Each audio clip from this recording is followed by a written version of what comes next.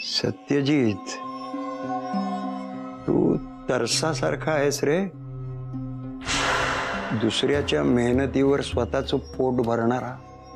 पण एक लक्षात ठेव,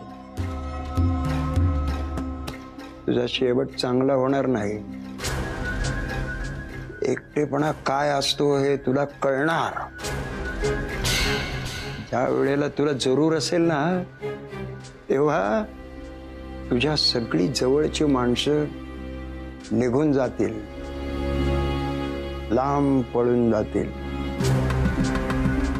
सत्यजित, निसर्गाचा बॅलन्स तुला अजून माहित नाहीये. तुझ्या आई वडिलांचा तळतळाट तुला भोवणार आहे. माझा शाप आहे तुला.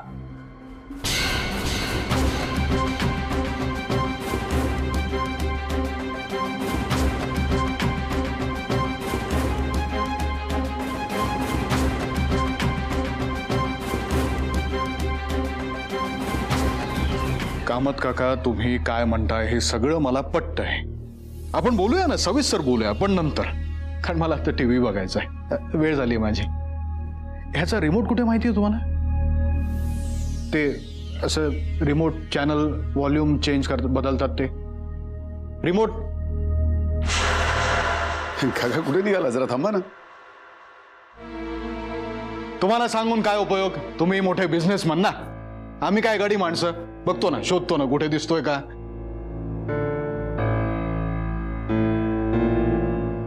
बघूया कुठे येत ना चालू. सत्यजित, तू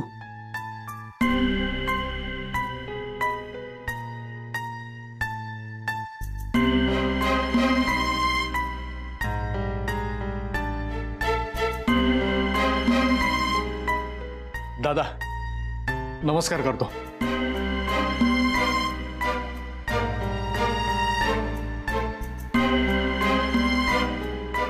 तू बापाची इज्जत काय मातीत मिळवणार आहेस का? शुंभासारखा उभा काय आहेस? नमस्कार कोण करणार, तुझा का माझा?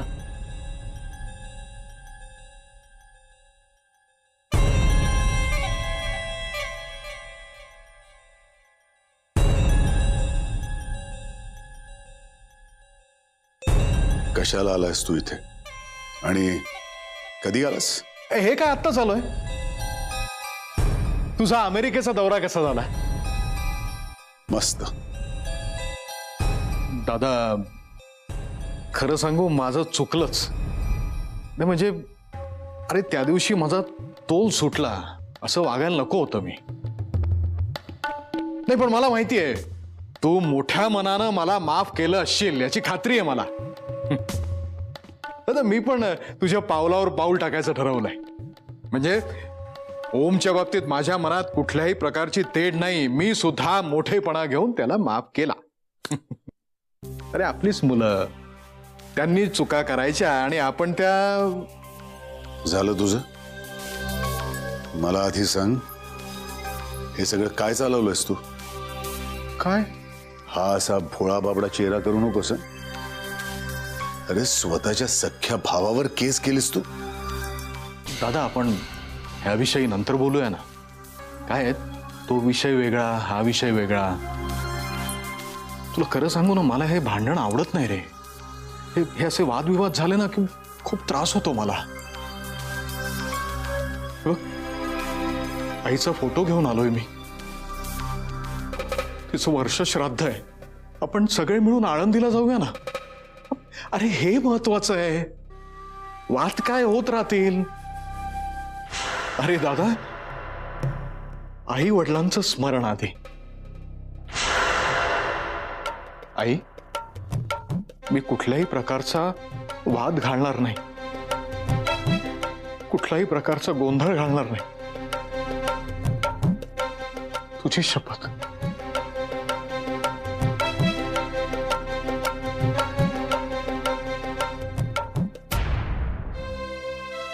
म्हणून म्हणते मी, जरा शांत राहा. मी शांतच आहे ना. हेच नकोय ना. कूल लावून जरा प्लीज शांत राहा.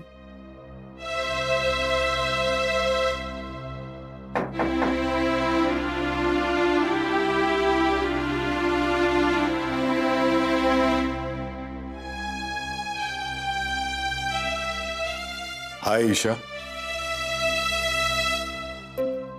हाय, या ना प्लीज, या या ना.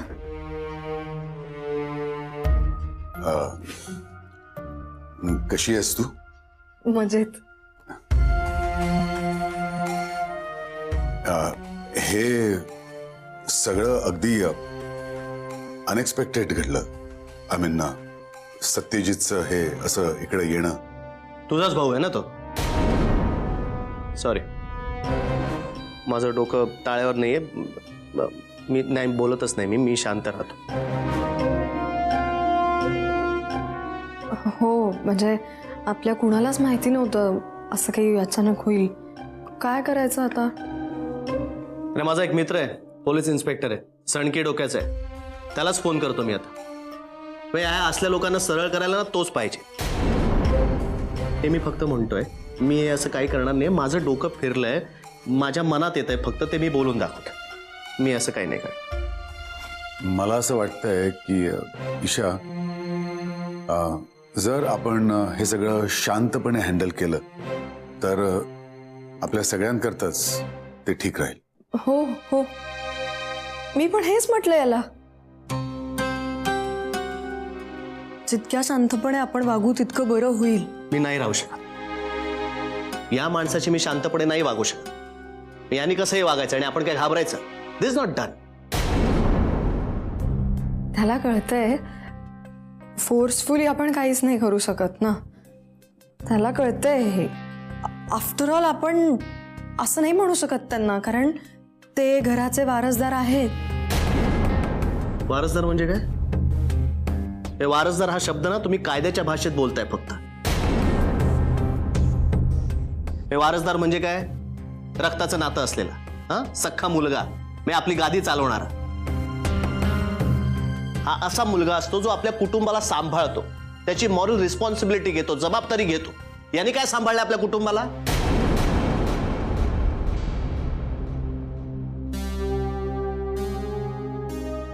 बरोबर आहे, तुझं म्हणणं बरोबर आहे. म्हणजे ते चुकीचेच आहेत असं म्हणतोय तो. आणि मुख्य म्हणजे त्यांना पश्चाताप झालेला नाहीये, हे चुकीचंच आहे त्यांचं. त्यांना म्हणतोय तो, त्यांचं चुकीचंच आहे. ईशा, ओम आत्ता मला बोलत नाहीये हे कळतंय मला. थँक्स. पण मला खरंच असं वाटतं की हे असं इम्पल्सिव्हली रिॲक्ट होण्यानं काहीही होणार नाहीये. हो हो, आपण नकोय काही इम्पल्सिव्हली करायला. मग खोटं बोलायचं, पोलिसांना खोटं सांगायचं. त्यांनी घरात येऊन मारहाण केली म्हणून. डोक्याला खोक लागली की रक्त दाखवलं ना थोडं की झालं सगळं. नाहीतरी आपल्या कुटुंबाला खोटं बोलायची सवय लागलीच आहे.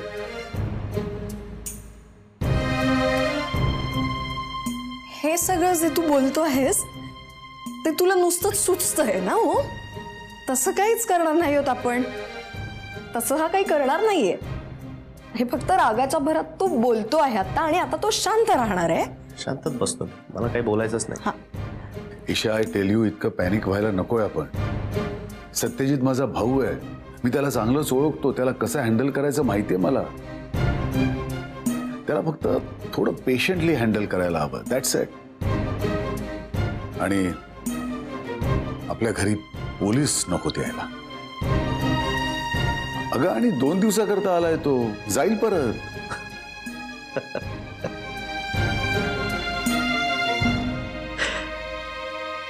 तू खरंच भोळा आहेस की तुझी आकलन शक्ती गेलीये? तो इथून जाण्यासाठी आलेला नाहीये हे कळत नाहीये का तुला? Om, please trust me. I will handle हिम.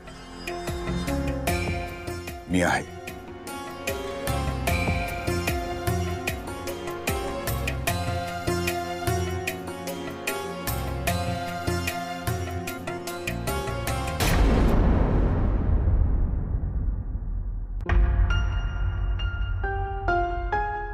याला कळत नाहीये तो हे सगळं पैशांसाठी करतोय.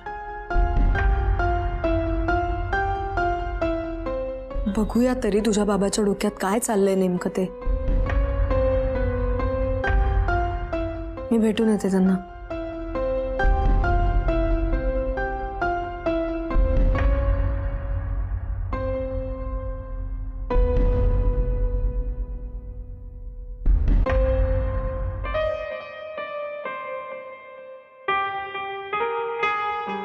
बाबा येऊ का? अरे ईशा, ये ना, विचारतेस काय? प्लीज प्लीज थांब, ये. नाही तू बस जरा. हा?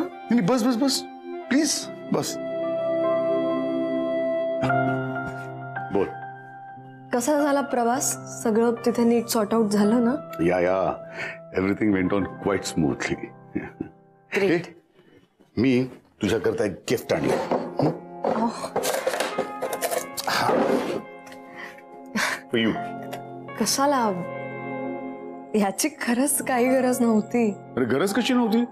तुला म्हटलं ना मी तुला गिफ्ट देणारच होतो. पण मला सांग, how are you? Not that great. का ग?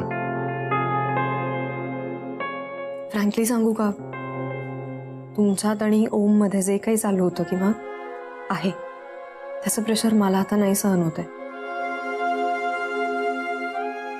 तुम्ही मला म्हणालात की तू ओमशी बोल. मला नाही वाटत आहे मला आता हे डील करता येईल खरंच. I can understand Isha.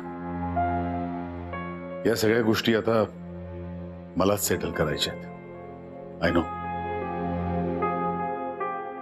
हे बट आय टेल यू, आता त्या केसचं टेन्शन गेल्यामुळे ना मला असं पुनर्जन्म झाल्यासारखं वाटतं. यु नो, असं एक एनर्जी आली आहे.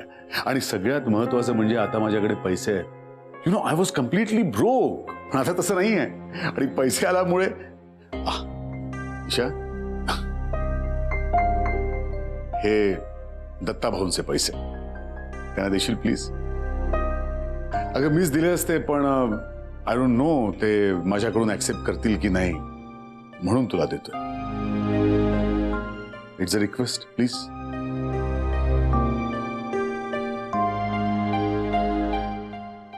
आय नो तुझ्यावर एक ऍडिशनल रिस्पॉन्सिबिलिटी टाकतोय, पण बघते कसं करता येते.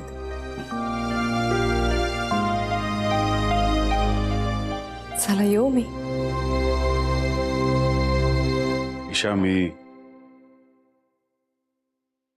गौरीला भेटणार आहे. जाऊ.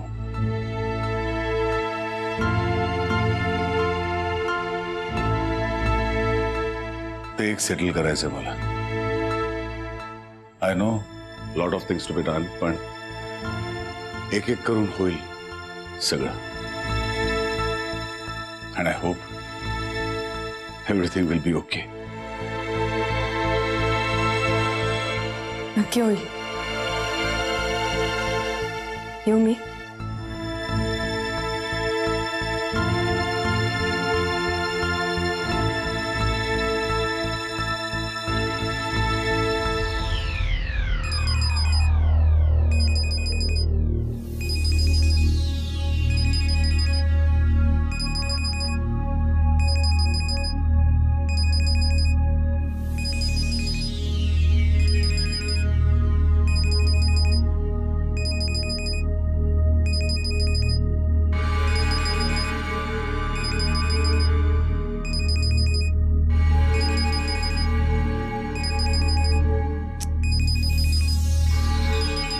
अहो बाबा, तुम्ही कशाला घेताय?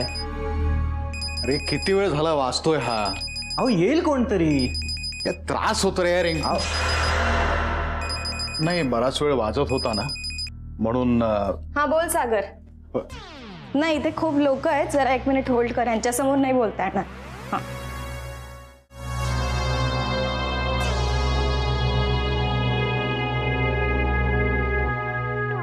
बघितलं कशी उर्मटासारखी निघून गेली ती. काहीतरी प्लॅनिंग चाललंय त्यांचं.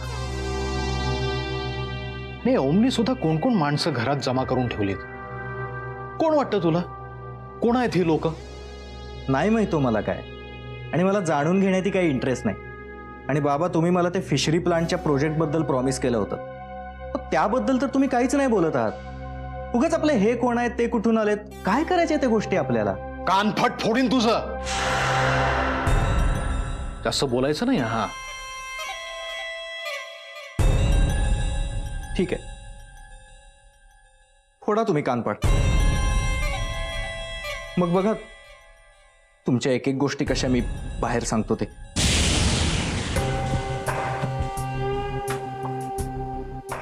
समीर बाळा ये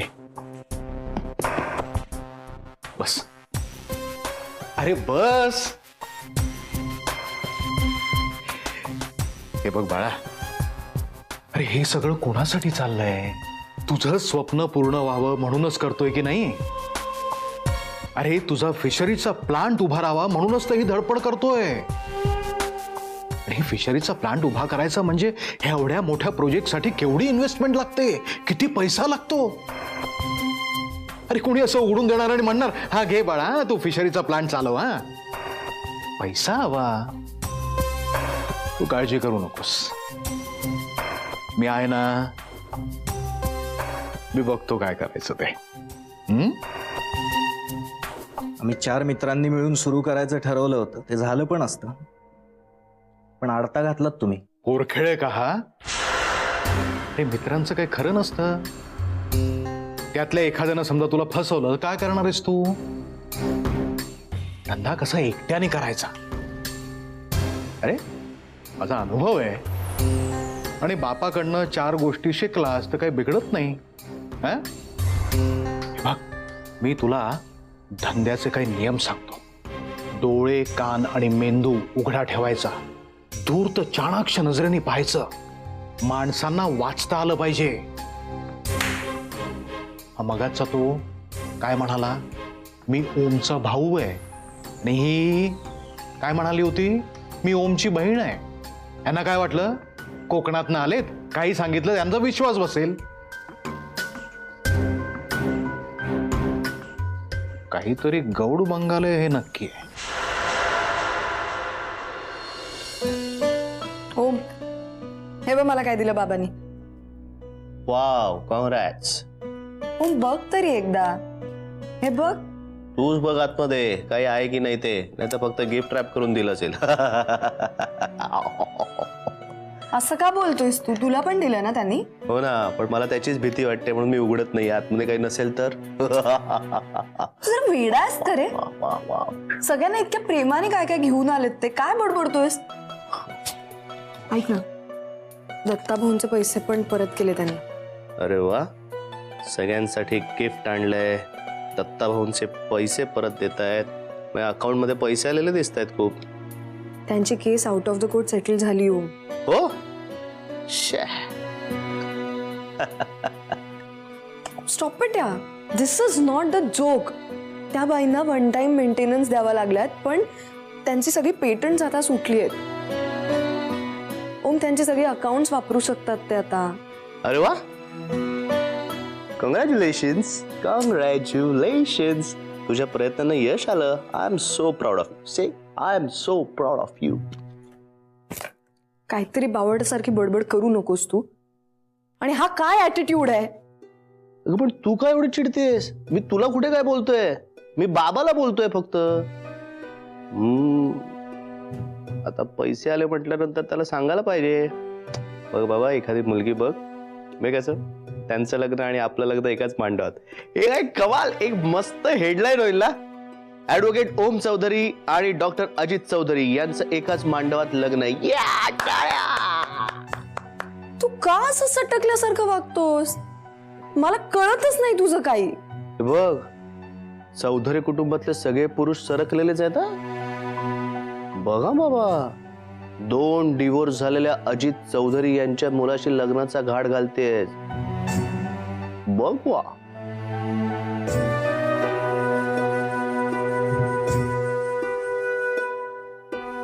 तुला एकांतवास हवा असेल तर तू मला तसं स्पष्ट सांग. उगाच कुणाचा तरी राग माझ्यावर नको काढू. आणि कुणाला घाबरवतोयस तू?